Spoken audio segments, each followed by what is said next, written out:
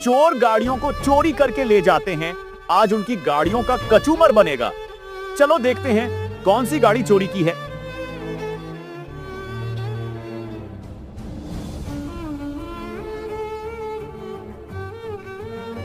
लगता है यही गाड़ी चोरी की है, लेकिन उसे देखने से पहले भैया और दीदी, अगर आप भी मेरी तरह अपने मम्मी पापा से सच्चा प्यार करते हैं तो कमेंट में लव यू मां लिखें और वीडियो को एक लाइक और चैनल को सब्सक्राइब जरूर करें।